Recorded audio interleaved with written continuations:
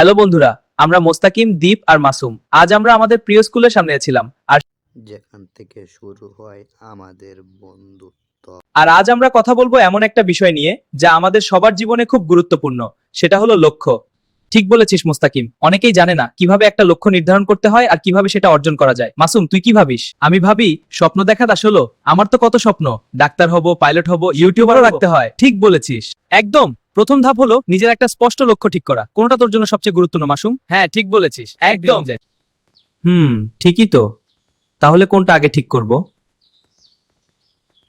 তার জন্য প্রথমে নিজেকে জানতে হবে, তোর কিসে আগ্রহ, কোন কাজটা করতে তোর ভালো লাগে, কোন বিষয়ে তুই পারদর্শী। যেমন ধর, আমার গণিত ভালো লাগে, তাই আমি ইঞ্জিনিয়ারিং নিয়ে পড়ার কথা ভাবছি।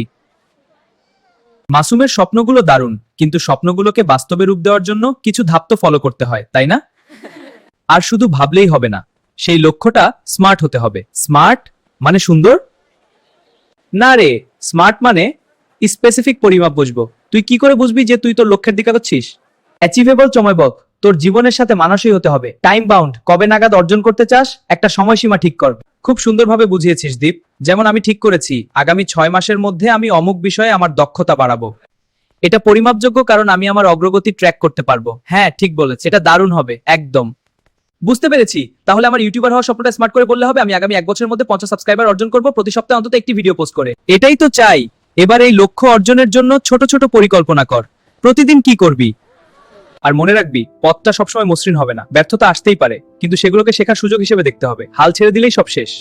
আজ অনেক কিছু শিখলাম। শুধু স্বপ্ন দেখলেই হবে না, আর সেই অনুযায়ী কাজ করতে হবে।